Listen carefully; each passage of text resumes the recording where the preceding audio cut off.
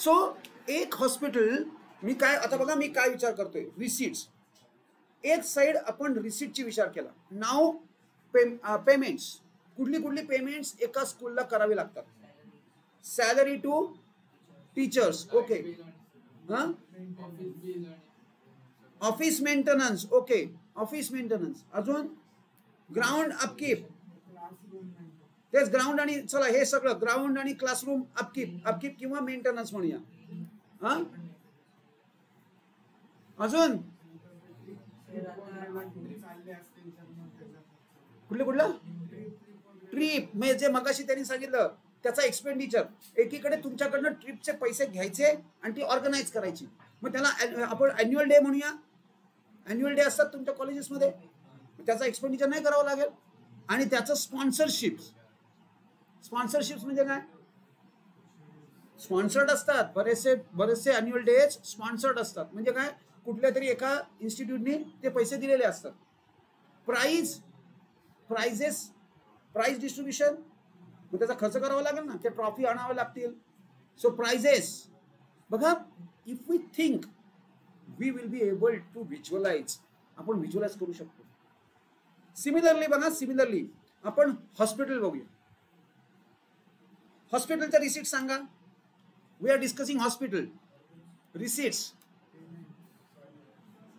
हॉस्पिटलला रिसीटच नाहीये. पेशंटची काय, चला काय म्हणूया आपण, फी म्हणूया, फीज. अजून डोनेशन्स येणार त्यांना. अजून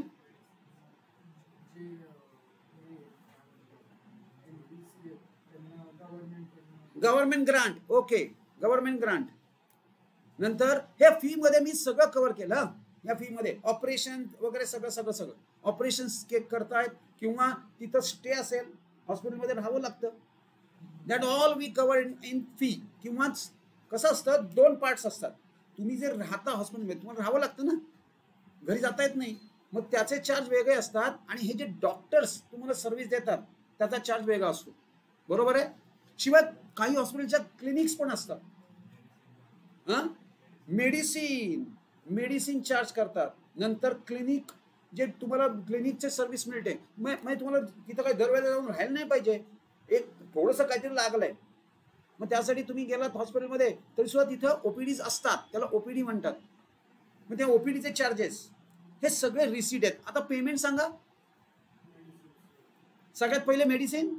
इकडं मेडिसिन जे तुम्ही चार्ज केलेत ते घ्यायला तर पाहिजे विकत आधी.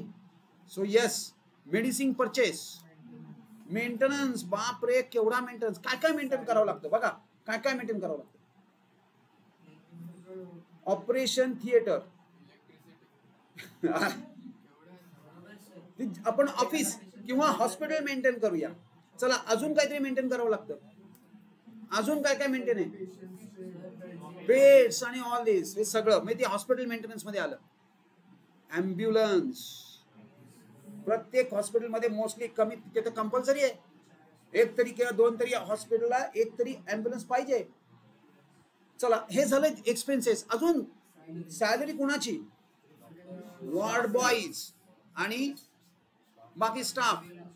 येस, मला सांगा हॉस्पिटल डॉक्टर्सना सॅलरी देते का नाही. ऑनरेरियम, डॉक्टर्सना सॅलरी नसते. ऑनरेरियम म्हणजे काय, मानधन. ऑनरेरियम म्हणजे मानधन. व्हाय ऑनरेरियम का, सॅलरी का नाही देत. नाही, त्याचा संबंध नाही. प्रोफेशनल डॉक्टर्स आहेत, बरोबर आहे. ते थोडक्यात they are not the members of that, members नको म्हणायला, एम्प्लॉईज ऑफ दिस हॉस्पिटल. ते एम्प्लॉई नसतात, ते व्हिजिटिंग फॅकल्टीज असतात. म्हणजे प्रत्येक हॉस्पिटलला काही डॉक्टर्स अटॅच असतात. दीनानाथमध्ये ही एवढी लिस्ट आहे, ते काय त्याचे एम्प्लॉई नाही आहेत, पण त्यांची एक कमिटमेंट आहे की ते त्या हॉस्पिटलमधल्या सगळ्या जे कोणी हे आहेत डॉक्टर्स नाही, जे कोणी पेशंट्स आहेत त्यांना ते तपासणार, अशी ती कमिटमेंट आहे. मग त्याच्या बदल्यात त्यांना काय देणार, ऑनर एरिया. चला आपण दोन जवळपास बघायचा प्रयत्न केला. मी मुद्दामून थोडासा हा प्रयत्न का करतोय, कारण मला तुमच्याकडनं हवंय तुम्ही व्हिज्युअलाइज करू शकता.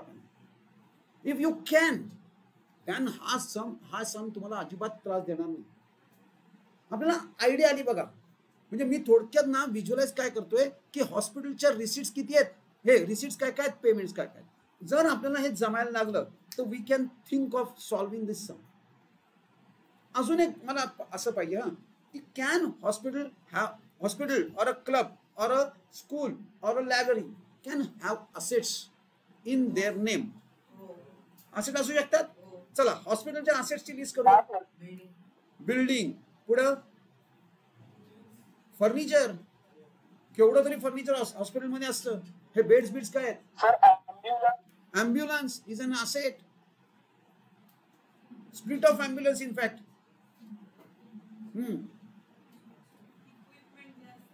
इक्विपमेंट सगळ्यात महिने operation equipment, operation theatre itself, operation theatre itself could be a this thing. नंतर इक्विपमेंट्स कुठली, medical equipments.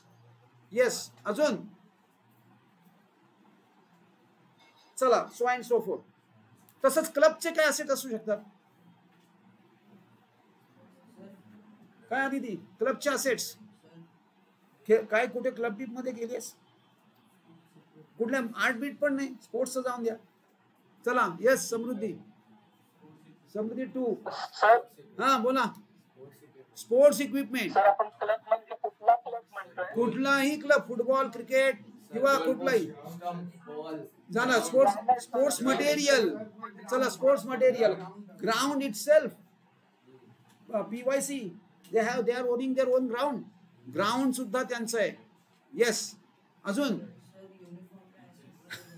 Uniform is a asset. युनिफॉर्मचा लाईफ किती आहे, युनिफॉर्मचा लाईफ किती, मॅक्झिमम नाही, लेस दॅन 1 इयर यार, less than 1 year. Uniform can not be an asset. No. चला झालं इथपर्यंत, बरोबर आहे. अजून स्पोर्ट्स इक्विपमेंट वगैरे सगळं झालं. जास्त सुचत नाहीये राईट. म्हणजे more or less we have covered. मला स्कूलचं हवंय. स्कूलच्या असेट्स, फर्निचर, बेंच म्हणजे furniture, building, premises, perfect, ground, sports equipment, vans, okay, delivery vans, transportation vans, furniture झालं, blackboard cover under furniture. What less, अजून काय बघा. आता बघा अजून एक मी सांगू शकतो की school can have their own laboratory आणि लायब्ररी, दोन्ही. That is their assets. हे दोन्ही त्यांच्या असेट्स असतात. आता मला अजून एक थोडासा, आता बघा मी परत एकदा going back to club. Sachin तेंडुलकरचा क्लब माहिती आहे तुम्हाला कुठला आहे, कुठल्या क्लब कडनं तो खेळायचा, कुठून तो मोठा झालाय, मुंबई. पण कुठलं नाही, शारदाश्रम. तो शारदाश्रम कडनं खेळायचा. शिवाजी पार्कवर खेळायचा आणि शारदाश्रम मधनं तो एवढा, म्हणजे तो खरं लाईमलाईट मध्ये आला. All right. आता बघा मला काय म्हणायचंय. सपोज सचिन तेंडुलकर शारदाश्रम हा जो क्लब होता त्या क्लब साठी काहीतरी त्याला करावंसं वाटलं. मग त्यांनी काय केलं, त्याची स्वतःची एक बॅट किंवा त्याचे काही किट्स, तुम्हाला माहिती आहे ना, त्याची बॅटचं काय असतं, त्याचं बिडिंग होतं त्याचं, आणि ऑप्शन्स होतात आणि प्लेंटी ऑफ मनी. तो त्यांनी काय केलं, अशा 2-3 बॅट्स ज्या त्यांनी यूज केल्या होत्या त्या त्यांनी शारदाश्रमाला देऊन टाकल्या. आता मला तुम्ही सांगायचंय शारदाश्रमासाठी ही रिसीट आहे का नाही. रिसीट आहे. कशी, बॅट मिळाले आहेत, पैसे कुठे मिळालेत, बॅट विकले आणि पैसे आले. पण मग नुसत्या बॅटला तुम्ही काय म्हणणार. जर सपोज नाही बॅट विकले कशाला, असेट ही. मी काय म्हणतो कळलं. चला मी अजूनही आता तुमचा एक्झाम्पल देतो, थांबा, तुमचं एक्झाम्पल देतो. तुम्ही यूज केलेले क्लॉथ्स तुम्ही परहॅप्स कुठल्या तरी एखाद्या अनाथ आश्रमाला किंवा अशा कुठेतरी तुम्ही देत असाल बघा, विचारून बघा तुमच्या आई वडिलांना, ते देत असणार कोणाला तरी. मग ते जे कपडे त्या अनाथ आश्रमाला दिले जात आहेत त्यांच्यासाठी तुमच्या बुक्स ऑफ अकाउंट्स मध्ये तुम्ही त्याची काही एंट्री करणार, मग ते काय ते विकतात. आता बॅट तुम्ही विकत होतात, आता कपडे कसे विकणार, कपडे त्या मुलांना वापरायला देतात, मग याचं अकाउंटिंग होणार का नाही होणार. काय म्हणून डोनेशन. चला याला म्हणतात लेगसी, लेगसी म्हणतात याला. हे जे अशा टाईपचे आपण हे देतो त्याला कुठल्याही एनपीसी त्याला लेगसी असं म्हणणार. प्लस इन ऍडिशन बघा मी काय सांगतोय, एखादा प्लेअर असतो, त्याला आगापिछा कोणी नाही, तो एकटा ही झालो, मग तो काय करतो त्याची सगळी प्रॉपर्टी आफ्टर हिज डेथ एखाद्या क्लबला डोनेट करून टाकतो. मग ही अशा विल मध्ये मिळणारी जी प्रॉपर्टी असते त्याला सुद्धा लेगसी म्हणतात. खरं तर त्याला लेगसी असं म्हणतात. पण दिस ऑल्सो, हे जे काय मी एक्झाम्पल सांगतोय ते सगळे लेगसीचे एक्झाम्पल्स आहेत. पण मेन डेफिनेशन आणि व्हॉट इज लेगसी, काहीही करा पुढे पाठ करा. व्हॉट इज लेगसी, लेगसी म्हणजे काय हे मी उद्या तुम्हाला विचारणार आहे. तुम्ही पुस्तकामध्ये जाऊन बघून ते उद्या मला डेफिनेशन हवे, लेगसीची डेफिनेशन. कारण हे हॉट फेवरेट आहे हा क्वेश्चन, व्हॉट इज लेगसी. चला पुढे जाऊया आता. Now we will move on. आपल्याला काय करायचंय या सगळ्याचं, आपल्याला करायचंय अकाउंटिंग ऑफ एनपीसी. आता अकाउंटिंग करायचंय म्हणजे काय करायचंय तर फायनान्शियल स्टेटमेंट्स बनवायचे. मग आता जे तुम्ही फर्स्ट चॅप्टर मध्ये बनवलं ते काय होतं, that also was financial statements. Financial statements consist of खरं तर 3-4 थिंग्स, 3-4 गोष्टी फायनान्शियल स्टेटमेंट्स मध्ये येतात. सगळ्यात पहिलं ट्रेडिंग अकाउंट, दुसरं प्रॉफिट अँड लॉस अकाउंट, तिसरं बॅलन्स शीट. 1-2 मिनिट.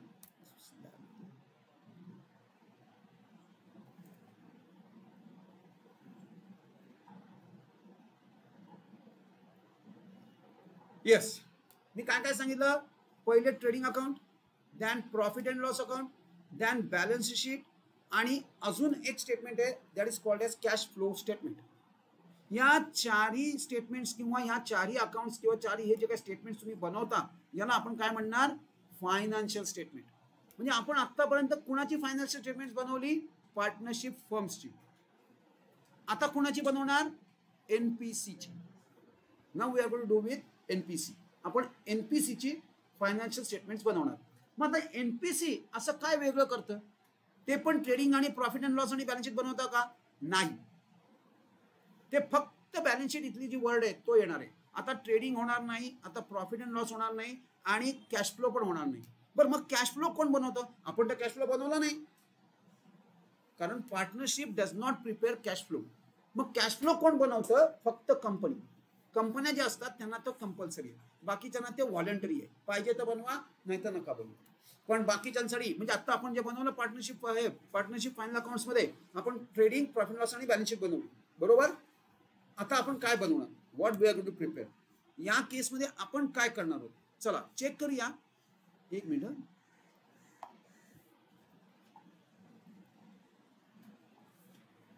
बघूया आपण काय करायचंय. सगळ्यात पहिलं रिसीट अँड पेमेंट. पहिला चेंज इथंच आहे. आता तुम्हाला ट्रायल बॅलन्स येणार नाहीये, आता तुम्हाला ट्रायल बॅलन्स पण नाही बनवणार. हे लोक ट्रायल बॅलन्स पण नाही बनवत, ट्रेडिंग प्रॉफिट लॉस पण नाही, balance sheet yes, balance sheet same as like partnership firm. आता त्याच्या बदल्यात आपल्याला येणार आहे रिसीट अँड पेमेंट. म्हणून मी तुम्हाला रिसीट्स आणि पेमेंट्स विचारले, म्हणजे तुम्हाला ऍटलिस्ट ते व्हिज्युअलाइज तरी होऊन देत. रिसीट अँड पेमेंट तुम्हाला, बरं आपल्याला हे रिसीट अँड पेमेंट तुम्ही बनवायचं आहे का, नाही. दिस विल बी ऑलरेडी गिव्हन, हे तुम्हाला सम मध्ये दिलेलं असतं. तुम्हाला रिसीट अँड पेमेंट नाही बनवायचं आहे. रिसीट अँड पेमेंट काय आहे, हे एक समरी अकाउंट आहे. म्हणजे ह्याच्यात तुम्ही अकाउंटिंग म्हणजे लेजर पोस्टिंग नाही करणार, सगळ्या लेजर्सचा टोटल्सचं समरी अकाउंट तुम्ही बनवणार, त्याला रिसीट अँड पेमेंट म्हणणार. बघा मी काय सांगतोय नीट, हे तिन्ही पॉइंट्स रिसीट अँड पेमेंटच्या लक्षात ठेवा. This is a cash account, म्हणजेच हे रिअल अकाउंट आहे. Cash account means what, cash is a real account. म्हणजे थोडक्यात receipt and payment is a real account. परत एकदा, receipt and payment is a cash account किंवा रिअल अकाउंट हे accrual बेसिसवर नसतं. What is accrual? What is accrual? Accrual method आपण अकाउंटिंगच्या 2 मेथड्स बघितल्या होत्या, त्याच्याबद्दल आहे. I am not talking about interest accrued आणि समथिंग लाईक दॅट. ही अक्रुवल मेथड बद्दल बोलतोय. कॅश मेथड, कॅश बेसिस आणि अक्रुवल बेसिस. हे अकाउंट अक्रुवल बेसिसवर अकाउंटिंग करत नाही, कॅश बेसिसवर. आता कॅश बेसिसवर म्हणजे काय? जेव्हा पैसे येणार, जेव्हा रिसीट होणार तेव्हा अकाउंटिंग करणार, दॅट इज कॅश बेसिस. जेव्हा तुम्ही पेमेंट करणार तेव्हा अकाउंटिंग होणार. पण ह्याच्यामुळे प्रॉब्लेम तुमच्यासाठी क्रिएट होणार. याचं कारण बेसिकली जसं मगाशी तुम्ही म्हटलात बघा, एखादा स्कूल आहे एखाद्या स्कूलच्या बाबतीत आपण मगाशी काय म्हटलं, एखादा जर स्कूल असेल तर काय होणार आहे? स्कूल असेल तर काय करणार आपण? स्कूल असेल तर बघा किती वेळा असं होतं, किंवा एखादा क्लब बघा तुमच्या ह्याचा, तुम्ही कुठल्या तरी क्लबचे मेंबर आहात, किती रेग्युलरली आपण क्लबची मेंबरशिप फी भरतो? Very rarely. आणि राहिली तर असं कोणी आहे का की नाही उद्यापासून यायचं नाही बरं का फी भरल्याशिवाय? असं होत नाही. म्हणजे थोडक्यात मला असं म्हणायचं आहे की एखाद्या क्लबमध्ये असं होऊ शकतं की असे काही मेंबर्स आहेत की जे तुम्हाला या वर्षीचं करंट इयरचं मेंबरशिप, बरं मी काय म्हणतोय, मेंबरशिप फी म्हणजे मेंबरशिप फी ही सुद्धा एक रिसिप्ट झाली. बरोबर आहे का? बघा, प्रत्येकाला आपल्याला फी द्यावी लागते to become a member, right? To become a member become व्हायला, एखाद्या क्लबचा मेंबर व्हायला फी भरावी लागते का? लागते. त्याला एंट्रन्स फी म्हणतात. स्कूलला बघा ऍडमिशन फी असते, ऍडमिशन फी, तसं क्लबला एंट्रन्स फी असते. म्हणजे ती सुद्धा एक आपली रिसिप्ट झाली. मेंबरशिप फी ही सुद्धा रिसिप्ट झाली. आता ही जी मेंबरशिप फी आहे ही तुम्ही बघा, काही जण असे असतात, 3 प्रकारचे मेंबर्स असतात. एक जे रेग्युलर रितसर व्यवस्थित ज्या वर्षाची मेंबरशिप फी आहे त्या वर्षात देतात, म्हणजे करंट इयर मध्ये. काही मेंबर्स असे असतात की जे करंट इयरची मेंबरशिप फी त्याच्या पुढच्या वर्षात देतात. आणि काही मेंबर्स असे असतात, चल बाबा सगळी घेऊन टाक, पुढच्या 2 वर्षाची पण घेऊन टाक, झंझट नको. पण ह्याच्यामुळे काय होणार आहे? ह्याच्यामुळे तुमचं काम वाढलंय. तुम्हाला काय करायचंय, ही जी मेंबरशिप, कारण हे सगळं रिसीट आहे ना, ही सगळी रिसीट आहे. रिसीट का हे बघा, रिसीट अँड पेमेंट काय म्हणते, कुठल्या वर्षाची आली, फार तर फार इयर वाईज ते तुम्हाला ट्रॅक ठेवतील. पण रिसीट अँड पेमेंटला रिसीट झाली की अकाउंटिंग होणार. पैसे कुठल्या वर्षात आले त्या वर्षात अकाउंटिंग होणार. मला काय म्हणायचं कळलं? रिसीट बेसिसवर अकाउंटिंग करणार, पेमेंट बेसिसवर. सिमिलरली तुम्ही एखाद्या एक्सपेंडिचर या वर्षी केला नाही आणि पुढच्या वर्षी केला तरी सुद्धा action is going to be the same. तुम्ही काही एम्प्लॉईची सॅलरी, अख्खी सॅलरी एका वर्षाची, ती एका वर्षी द्यायच्या ऐवजी पुढच्या वर्षी दिली. का? कारण पैसेच नव्हते. त्या क्लबकडे जर पैसे नसतील तर त्यांची सॅलरी देता येणार नाही, मग ती तशीच राहते. आणि ती जेव्हा पैसे येतील तेव्हा ती पैसे त्यांचे सगळ्याचे दिले जातात. So receipt and payment is which type of account? Real account. आणि ती मेथड कुठली आहे? Cash. And what method does not it follow? Accrual. Accrual म्हणजे ड्यू बेसिसवर अकाउंटिंग करणं, म्हणजे ज्या मोमेंटला ड्यू झालं त्या मोमेंटला रेकॉर्ड करायचं. पण कॅश बेसिस म्हणजे ज्या वेळेला पैसे येतील तेव्हा रेकॉर्ड करणं. आणि त्यामुळे दिस बिकम्स व्हेरी आपण म्हणूया की ते तुमच्यासाठी डायसी होणार आहे. बघा, मी लगेच इथं रिसीट अँड पेमेंटचा एक फॉर्मॅट घेऊन आलोय आणि exactly this is what I was referring. आपण मेंबरशिपला सबस्क्रिप्शन म्हणूया. बघा, हे कुठल्या तरी एखाद्या क्लब किंवा एखाद्या एनपीसीचं मी रिसीट अँड पेमेंट अकाउंट घेऊन आलेलं आहे. आणि this is what they are going to give you. हे तुम्हाला दिलेलं असणार आहे. बघा, मी काय म्हणतोय, व्हॉट आय एम सेइंग, ह्याच्यामधनं मी 2 पार्ट्स, आपण बघा रिसीट आणि पेमेंट असे 2 पार्ट्स मी केले. रिसीट आणि पेमेंट.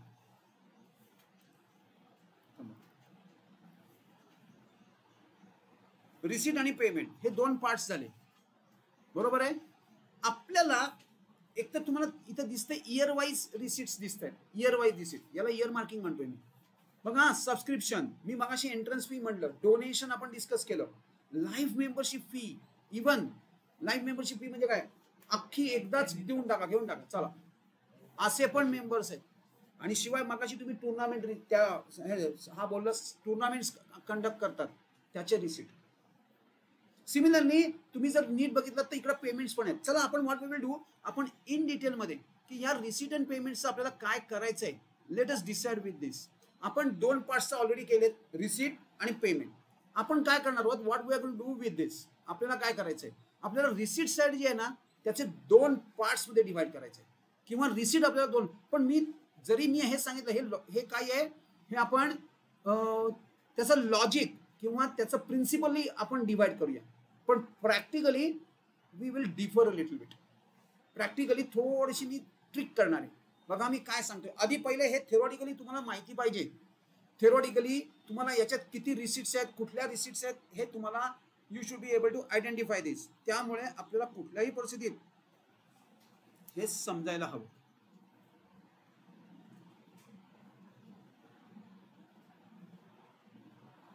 चला आता रिसीट्सचे दोन पार्ट्स करतोय. रिसीट्सचे दोन पार्ट, पहिला रिसीटचा पार्ट आहे कॅपिटल रिसीट आणि दुसरा पार्ट आहे रेव्हेन्यू रिसीट. कॅपिटल रिसीट आणि रेव्हेन्यू आपण ऑलरेडी डिस्कस केलंय फायनल अकाउंट्स मध्ये, कॅपिटल एक्सपेंडिचर, रेव्हेन्यू एक्सपेंडिचर. आता काय आहे कॅपिटल रिसीट.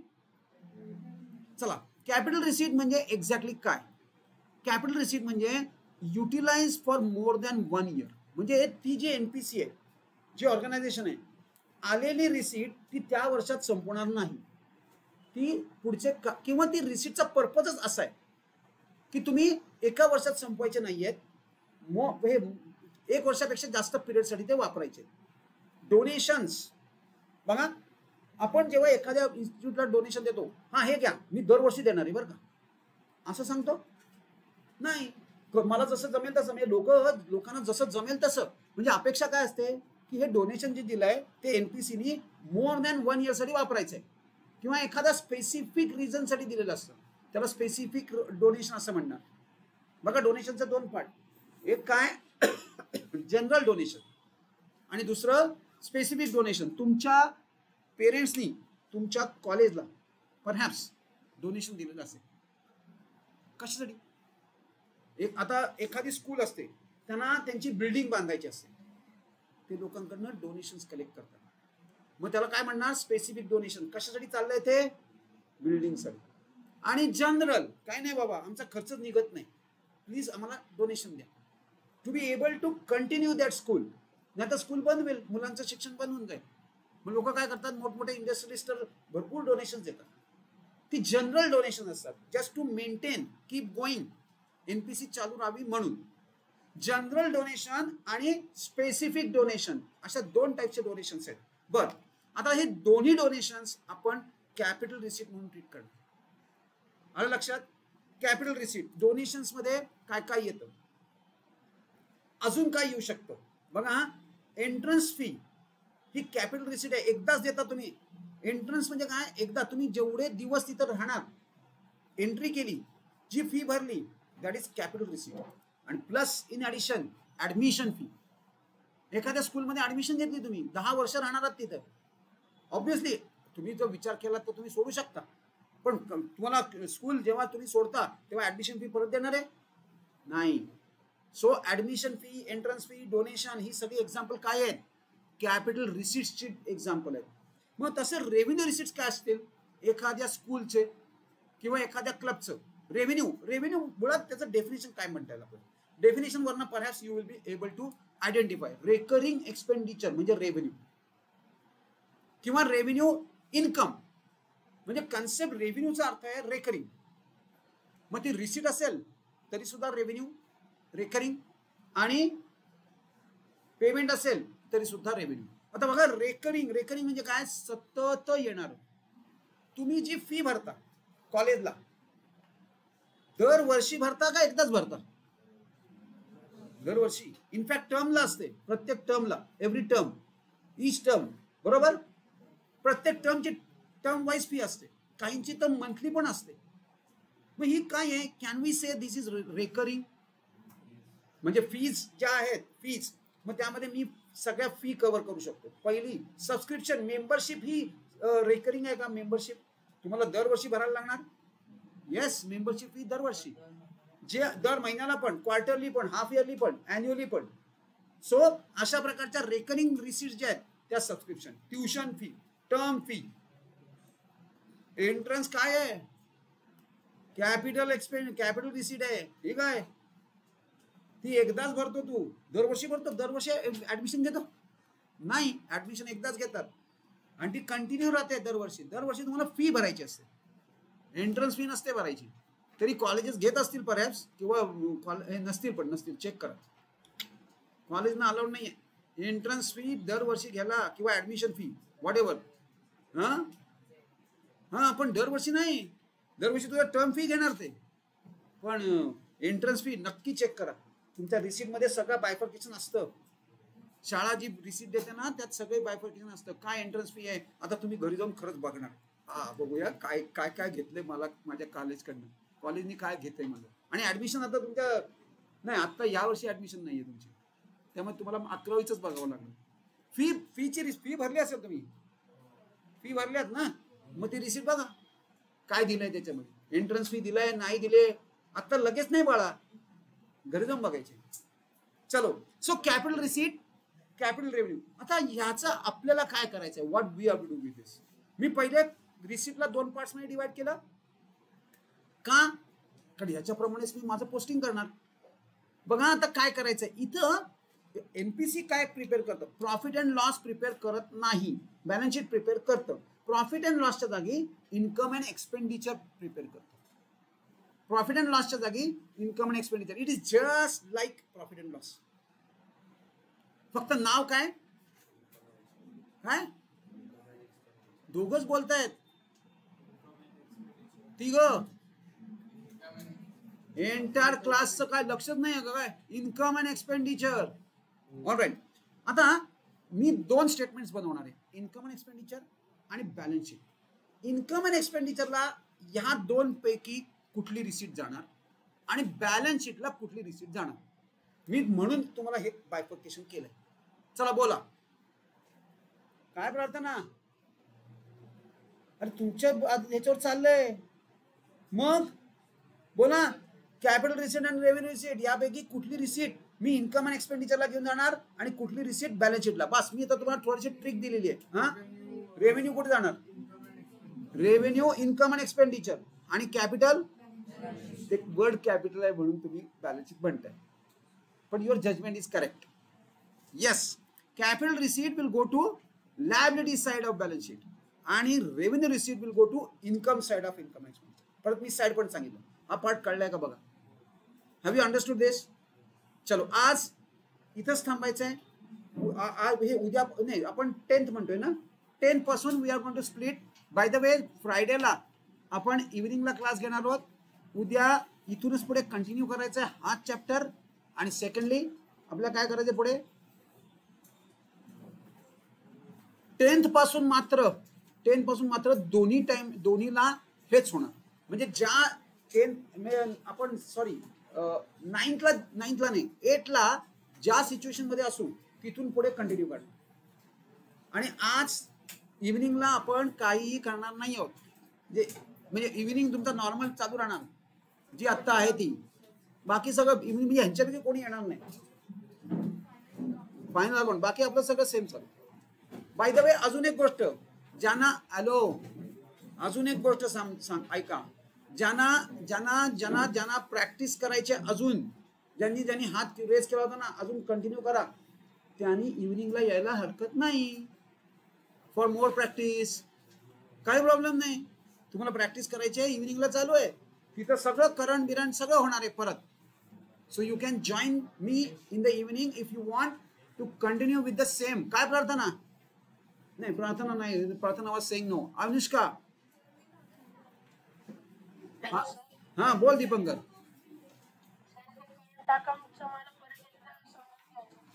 ये ना आज 5 वाजता. नाही नाही आज नको येऊ, आज नको. मी तुला सांगतो अजून 3 दिवस तरी होणार नाही करंट अकाउंट. जेव्हा करंट अकाउंट असेल हा तेव्हा तुला सांगतो. All right. ज्यांना फक्त करंट अकाउंट करायचं तेव्हा संध्याकाळी ते येऊ शकतात. चलो हा सिद्धी संध्याकाळी करू, चेक करू. चलो आज आपल्याला ओसी करायचं. आणि आता पॅटर्न पण सेट केलाय आपण, टाइम टेबल पण सेट केलंय, शेड्यूल सेट केलंय आपण. Monday Tuesday economics, Wednesday Thursday OC करणार. All right. ओके. काय पुढे चालला आता नीट व्यवस्थित. हा पुढे बसतोय. मी म्हटलं कुठे चाललंय आणि तू कुठे चाललाय? पाणी वेळ. हा सांगायची गरज नाही. चला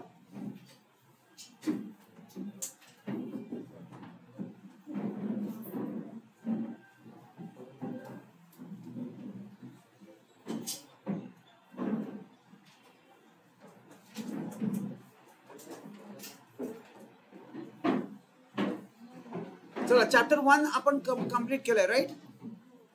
पुढे इथं जागा आहे. हे पुढे दोघी पुढे या. पुढे काही नको. तुमचं लक्ष नाही अजिबात. काही लक्ष नाहीये.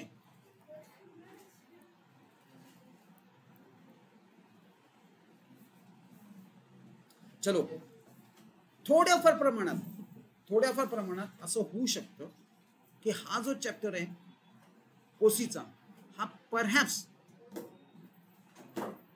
लेंदी वाटेल तुम्हाला आणि लेबरसम वाटेल.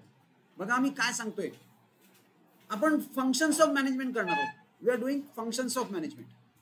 आणि या फंक्शन्स करताना एक पिक्युलियर थिंग जी आम्हाला ऑब्झर्व झाली आहे मुलांच्या बाबतीत, एकतर समवेअर अराउंड 70 पॉइंट्स आहेत, 70 पॉइंट्स आहेत या पर्टिक्युलर चॅप्टर मध्ये.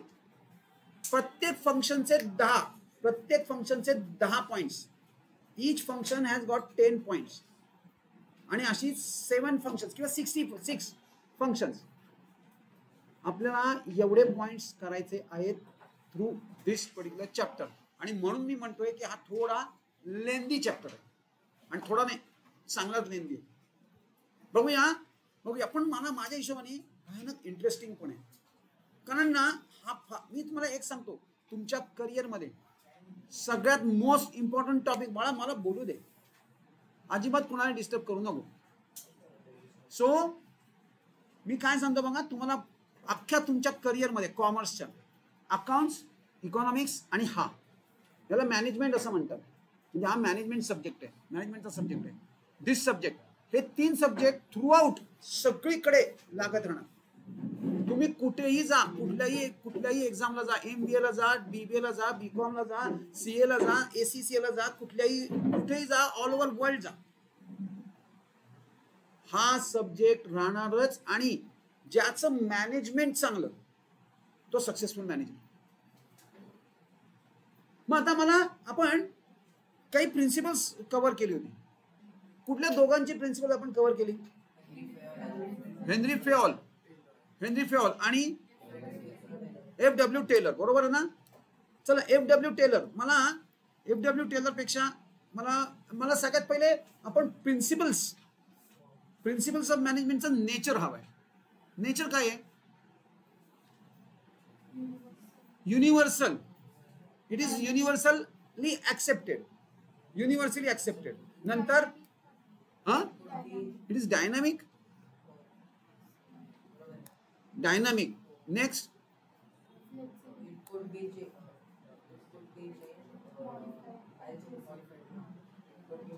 म्हणजे इट इज नॉट रिजिड असं म्हणतोय आपण का इट इज फ्लेक्झिबल म्हणतोय? दोन्ही आहेत, दोन्ही फिट नेचर आहे. दोन्ही बोथ ह्याचं नेचर दोन्ही आहे. राईट. ह्याचं नेचर दोन्ही आहे. काय की it is flexible as well as काय बाळा, काय मोबाईल बघते इकडे दे मारला. चलो. सो बघा मला काय म्हणायचं आता सपोज तुम्ही एक बोर्ड मेंबर्स आहात. बोर्ड म्हणजे कोण? Board of directors of a company. एका कंपनीचे बोर्ड ऑफ डायरेक्टर्स आहात. नाव suppose this is that company. ही ती कंपनी आहे. काय मस्त दिसते ना. Wow, wonderful. You should be proud of this type of कंपनीचा. अरे पण ती फक्त असे काच बीज लावली नाही काही कंपनी प्राऊड फील करून देऊ शकत नाही. हा, इट्स नॉट दॅट. तुम्ही भंगारामध्ये राहून सुद्धा मस्त बिझनेस करू शकता. ऑफिस पण येस बोला. सो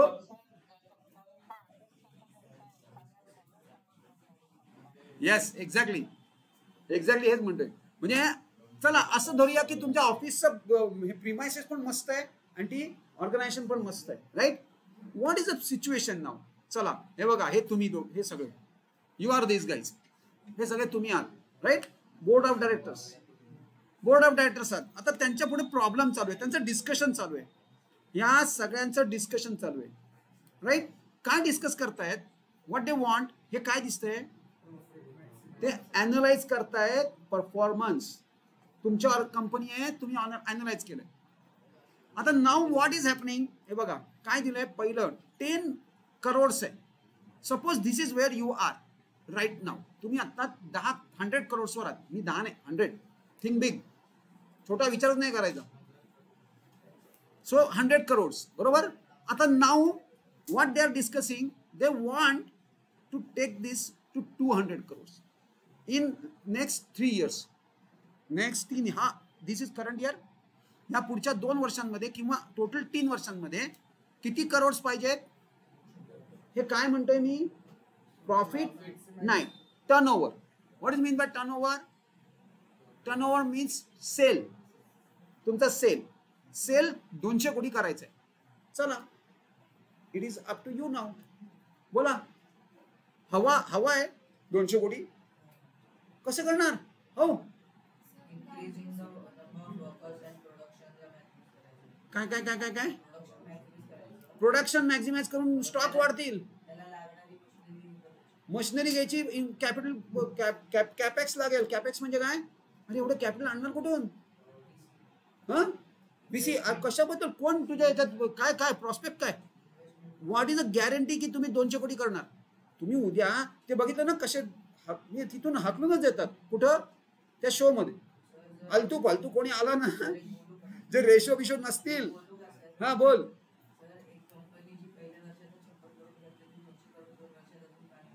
काय करू शकत नाही. का करेल. अरे 100 कोटी होताना नाकी 9 येतात बाबा. फर्स्ट इयर नाही आहे. तुम्ही आता हे करंट इयर मध्ये एवढं आहेत. हे याला किती वर्ष लागली काय माहिती. 10 वर्ष लागलेत, 15 लागलेत, 20 लागलेत. हा, म्हणजे कसं असतं नेहमी फर्स्ट 100 करोड करणं इझी असतं. आणि पण त्याला डबल करणं. जेवढा वेळ तुम्हाला 100 करोड करायला लागले, परहॅप्स त्याच्यापेक्षा कमी वेळात तुम्ही डबल होऊ शकता. म्हणजे थोडक्यात मला काय म्हणायचं बघा. तुम्हाला काय सुचतंय का. काय. येस प्रार्थना. मार्केटिंग करावं लागेल. चला, मार्केटिंग कशाचं करावं लागेल. तुमची जे प्रोडक्ट्स आहेत त्याचं मार्केटिंग करावं लागेल. मार्केटिंग करायचं म्हणजे एक्झॅक्टली काय करायचं. ऍडव्हर्टाइजमेंटसाठी भाऊ बजेट लागेल. सोशल मीडियावर फुकट. असे किती जण. काय 200 कोटी होतील का. होईल. थोडं वाढेल. जेवढं होईल तेवढं होईल. चला पुढं. अजून पुढे अजून काय करू शकतो. चला ऍक्सेप्ट मार्केटिंग करूया. ह्याला डिजिटल मार्केटिंग करूया. चला ओके. पुढे अजून ब्रँड एन्डोर्समेंट. अरे बाबा पैसे रे. ऍडव्हर्टाइजमेंट आलं. पैसे कुठून आणणार. शाहरुख खान, दिलीप खान काय रेट काय माहितीये. मग म्हणजे तुमचं म्हणणं काय. म्हणजे थोडक्यात हा येस. बाकी कोणी काही पार्टिसिपेटच करत नाहीये. बोला. बाकी त्यांचं काय म्हणणं आहे. Every one has to participate. Every board member has to participate. You are last नाव. चला राईट फ्रॉम द बॅक. बोला काय करणार. अरे तुमची कंपनी आहे भाऊ. बंद पडेल. जर तुम्ही ग्रो केली नाही तर ती बंद पडणार. बोल. पण त्याला पुढची 10 वर्ष लागतील. गुडविल बेसवर तुम्ही केलात तर ते जात राहील. गुडविलवर.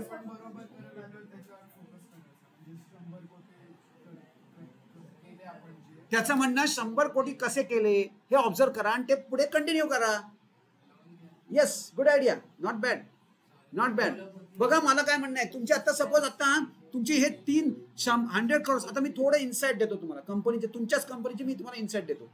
काय की हे 100 करोड तुम्ही 3 प्रोडक्ट्स, तुमचे 3 प्रोडक्ट्स आहेत मार्केटमध्ये. बघा काही सुचतंय का?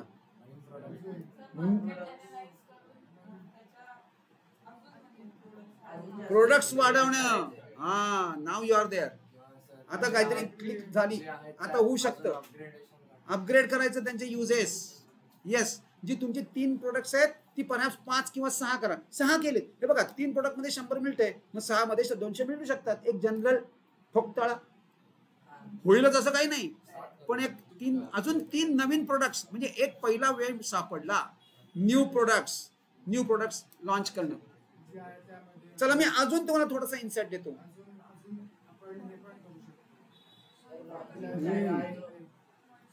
त्याचं म्हणणं एक्सपान्शन, आता एक्सपान्शन त्याचं म्हणणं आहे. एक्सपान्शन तुम्ही प्रोडक्शन म्हणलात, बघा मी काय सांगते. हा बोल, काय न्यू ब्रँचेस ओपन करा ना, फारसं काही खर्च करावा लागणार नाही. तुमच्या आता सपोज 5 ब्रँचेस आहेत, 5 ब्रँचेस मिळून 100 करोड देत आहे. 10 करून टाका, हळूहळू करत एक वेगवेगळ्या सिटीज मध्ये एस्टॅब्लिश करा. येस, सेकंड आपण न्यू ब्रँचेस करूया. अजून माझी हाव संपत नाही. चला विचार करा. नाही सुचत, संपलं. बोर्ड मीटिंग बरखास्त. काय करता येऊ शकतं फर्दर? येस, चला तुम्ही जे म्हणलात मला, हे बघा तुम्ही जे म्हणलात ते आपण इथे लिहिलं. तुम्ही अजून काय म्हणलात? ब्रँचेस. अजून एक करता येऊ शकेल. One more, double the customer base. तुमचा जो कस्टमर बेस आहे हा डबल करा. You can double your customer base. हे बघा, पण हे जे सगळं आपण आता काय डिस्कस केलं ना, व्हॉट इज दिस? याला प्लॅनिंग असं म्हणतात. This is called as planning. Planning मध्ये आपण काय केलं, म्हणजे थोडक्यात तुम्ही आता काय केलं, एक ऑब्जेक्टिव्ह सेट केला. कुणासाठी? ऑर्गनायझेशनसाठी. म्हणजे पहिली ऍक्टिव्हिटी प्लॅनिंग मध्ये काय करणार आपण, तर एक ऑब्जेक्टिव्ह सेट करणार. पहिला पार्ट कळला. मग हा फार महत्वाचा पार्ट आहे. आणि या प्लॅनिंग याच्यामध्ये एक मात्र तुम्हाला सांगतोय मी, बाकी एक वेळ तुम्ही थोडं मागं पुढं झालं, त्याचे जे इम्पॉर्टन्सेस आहेत, सिग्निफिकन्सेस आहेत, तिथं कुठेही तुम्ही थोडे मागे पुढे झाला तरी चालेल, पण ह्या 7 फंक्शन्स जी आहेत ना, ती तुम्हाला क्लिस्टर क्लिअर पाहिजेत. कारण त्याच्यावर कमीत कमी एक जस्टिफाय तुम्हाला येणार, गॅरंटी माझी. एक तरी. आणि तो कसा लिहायचा आहे तो मी तुम्हाला म्हणून हे सगळं चाललंय. You have to put yourself into that situation. Automatic आपल्याला सुचायला लागतं, समजायला लागतं. अरे प्लॅनिंग म्हणजे काय करायचं आहे. सगळ्यात पहिलं काय केलं आपण, ऑब्जेक्टिव्ह सेट केला आणि तो तसाच ठेवून दिला. हा 200 कोटी करूया, मस्त बसून राहिलो. होणार 200 कोटी. मग काय करायला लागेल? 200 कोटी ठरवलं. तुम्ही काय केलं? हे काय केलं? व्हॉट इज दिस? तुम्ही वेज अँड मीन्स शोधले की 200 कोटी कसे अचीव करणार. त्याचे वेगवेगळे अजून 5-6 मिळतील तुम्हाला. म्हणजे थोडक्यात आपण आता जे केलं त्याला ब्रेन स्टॉर्मिंग असं म्हणतात. प्रत्येक मेंबरला आयडिया जनरेट करायला सांगितलं की मग सांग काय करता येईल. प्रत्येकाच्या आयडियाची लिस्ट बनवली आणि काय केलं, शॉर्ट लिस्ट बनवली त्यातनं की काय, हा जे तुम्हाला पॉसिबल नाहीत. आपण मगाशी म्हटलं मार्केटिंग आपण काढून टाकलं कारण आपल्याकडे पैसे नाहीत. ऍडव्हर्टाइजमेंट नाही, ऍडव्हर्टाइजमेंट एन्डॉर्समेंट्स नाही करतायत. आयडिया आहे ती, बरोबर आहे, आयडिया आहे, पण आपल्याकडे पैसे नाहीत. म्हणजे मी काय केलं, ते कॅन्सल करून टाकलं. म्हणजे ह्यातले जे व्हायबल ऑप्शन्स आहेत, व्हायबल म्हणजे काय की जे तुम्हाला शक्य आहेत असे ऑप्शन्स सिलेक्ट केले, ते शॉर्टलिस्ट केले आणि त्यातला कुठला तरी एक तुम्हाला जो फायनान्शियली ऑपरेशनली व्हायबल वाटतो तो सिलेक्ट करून त्याच्याप्रमाणे ऍक्शन सुरू केले. हा सुद्धा प्लॅनिंगचाच पार्ट आहे. बघा मी काय म्हणतोय. चला आय एम नाऊ, आता आपण थोडंसं थेरॉटिकल पार्टकडे जाऊया. बघा मला काय म्हणायचं आहे. पहिलं, हे तर बेसिक मॅनेजमेंट फंक्शन आहे. प्लॅनिंग शिवाय कुठलंही मॅनेजमेंटचं काम स्टार्ट होत नाही. Basic function. So this is a basic function. हे एक बेसिक फंक्शन आहे. एक मिनिट. येस. नंतर every function of management is based on planning, म्हणून ते बेसिक आहे. हे जे पहिलं आहे ना, planning is a basic function itself हे जस्टिफिकेशन आहे. म्हणजे थोडक्यात तुम्ही काय लिहायचंय, प्लॅनिंगवर कमीत कमी 6 लाईन्स. आता ते काय काय लिहायचे, कसे लिहायचे मी तुम्हाला सगळं दाखवतो. बघा पुढचं. प्लॅनिंग एकतर काय आहे, it includes things to be done in advance. तुम्ही प्लॅनिंग करायचं म्हणजे काय करायचंय, पुढे तुम्ही काय करणार आहात ते आधीच ठरवायचंय, म्हणजे प्लॅनिंग करायचंय. बघा किती सोपं आहे, व्हेरी इझी. शिवाय हे काय आहे, एक इंटेलेक्च्युअल प्रोसेस आहे आणि लॉजिकल थिंकिंग आहे, रॅशनल डिसिजन मेकिंग आहे. मी हा पार्ट फार महत्वाचा आहे, हा मी थ्रू आउट तुम्हाला रिमाइंड करत राहणार. प्लॅनिंग म्हणजे काय, इंटेलेक्च्युअल थिंकिंग. कुठली गमेली उचलून टाकायची नाहीये, किंवा काय आपण म्हणतो ना लेबर नाही टाकायचं, लेबर करायचं नाहीये. काय माहितीये का, तुम्ही माझ्यासमोर बिल्डिंग चालू आहे, विटा खालनं वरती घेऊन जा म्हणजे प्लॅनिंग करा, असं काही नाहीये. हे इंटेलेक्च्युअल म्हणजे मेंदूचं काम आहे, राईट. इंटेलेक्च्युअल म्हणजे इट इज मेंटल प्रोसेस. तुम्ही ब्रेनस्टॉर्मिंग करायचे, भरपूर खूप विचार करावा लागतो प्लॅनिंग मध्ये, म्हणून it is called as intellectual process. शिवाय it is logical thinking. Illogical thinking करून नाही चालणार. जसं लॉजिकली तुम्हाला थिंक करावं लागेल की हे खरंच पॉसिबल आहे का. वाईल्ड थॉट्स आपल्या माइंड मध्ये भरपूर येतात, पण खरंच ते पॉसिबल असतात का, असा विचार म्हणजे लॉजिकल थिंकिंग. आणि rational decision making. Rational decision making म्हणजे काय, तुम्ही प्रॅक्टिकल विचार करून त्याच्यावर डिसिजन घ्यायचा आहे. उगाच इमोशनल नाही. आपली एक हे पाहिजेच बँगलोरला, कारण बँगलोर इज अ हब मोठा. पण चेष्टा आहे काय बँगलोरला ब्रांच ओपन करणं. आपली ब्रँच बँगलोरला पाहिजे बस. मग ती लॉस मेकिंग असेल तरी चालेल, असं तुम्ही डिसिजन घेणार. That is not a rational decision. Rational decision नाही. किंवा बँगलोर जाऊन दे, तुमचं प्रोडक्ट कुठे विकलं जाते, म्हणजे परहॅप्स कुठल्या तरी खेडेगावात विकलं जाते, हा तिथं करा ना, मग तिथं ब्रँच करा. बँगलोरला कोणी विचारत पण नाही, तुमचं कोणी घेत पण नाही. आणि तुमचं घेत आहे कुठेतरी फार युपी मधल्या कुठेतरी एकदम जक्कड किंवा बिहारमध्ये, आणि कुठेतरी खेडेगावात परहॅप्स तुमचा ऍग्रिकल्चर प्रोडक्ट आहे.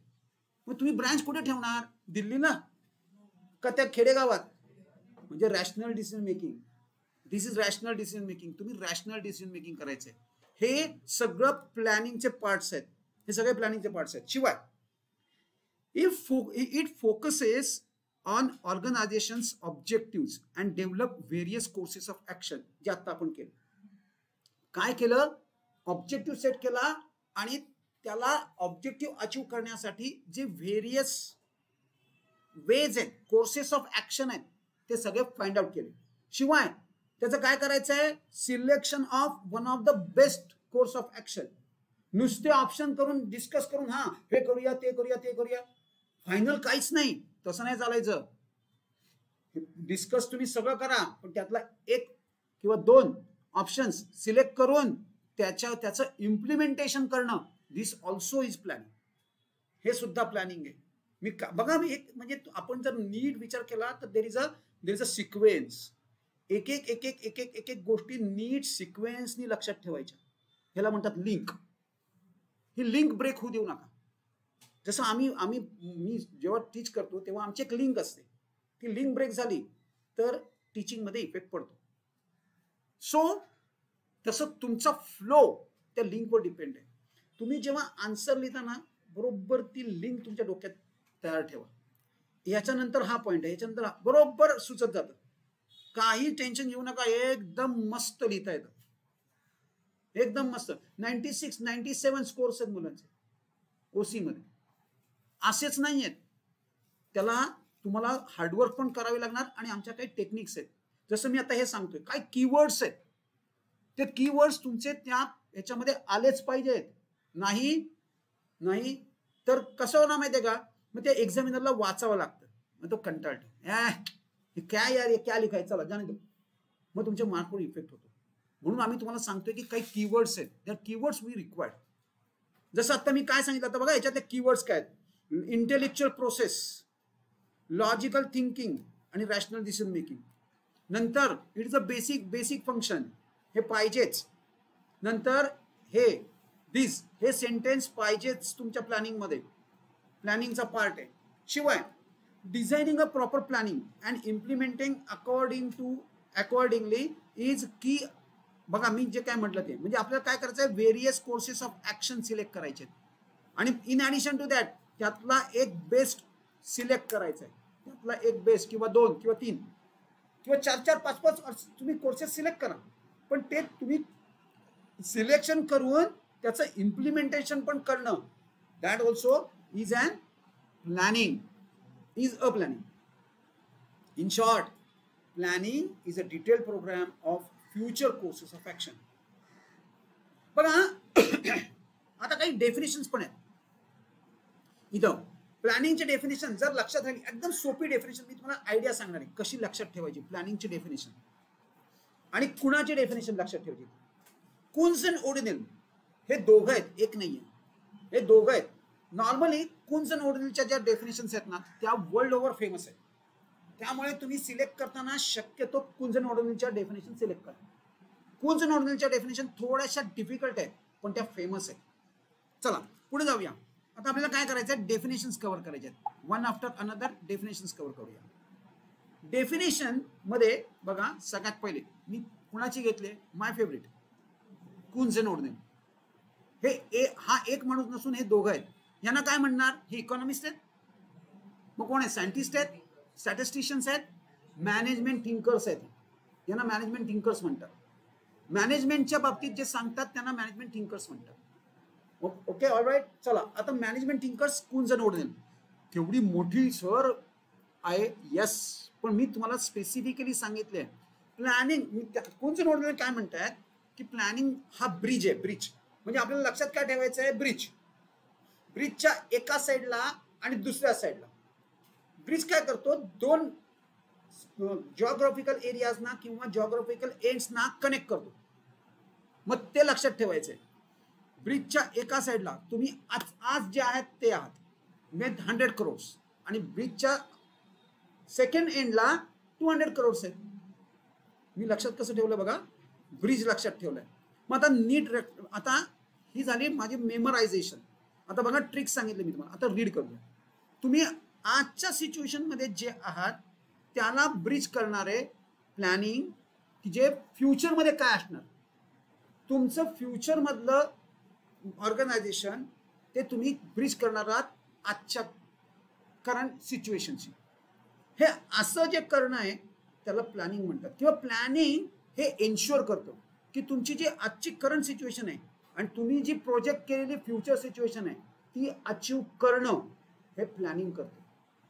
बघूया अजून, what to do, how to do, how much to do, हे कुठेतरी होतं.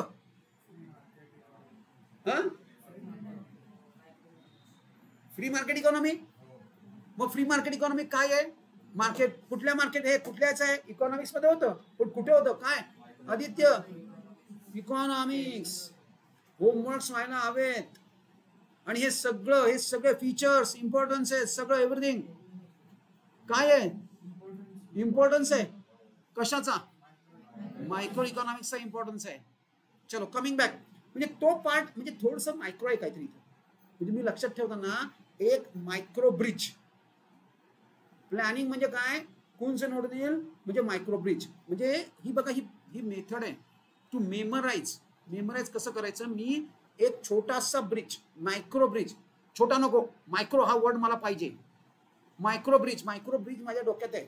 मायक्रो म्हणजे का मायक्रो म्हणतो मी, कारण मायक्रोच्या जी किंवा फ्री इकॉनॉमी असं लक्षात ठेवलं तरी चालेल.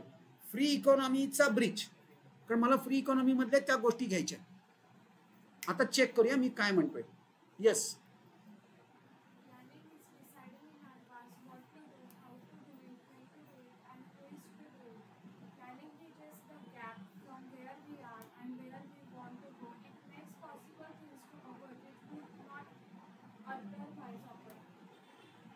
याच्यात ब्रिज नाहीये कुठं, पण ब्रिज सारखी सिच्युएशन आहे. बघा काय काय नेता ते डिफाईन केलंय ब्रिज म्हणून. ऑलराईट, ही काय आहे, नाव वर्ड्स आहेच की, ब्रिजेस. प्लॅनिंग ब्रिजेस म्हणजे ब्रिज करून टाकतो. The gap from from where we are and where we want to go. It makes possible things to occur which would not have otherwise occur. बघा डेफिनेशनचे दोन parts आहेत. एक तर what we have to do, काय काय करायचंय in advance मध्ये. You have to decide about what what to do.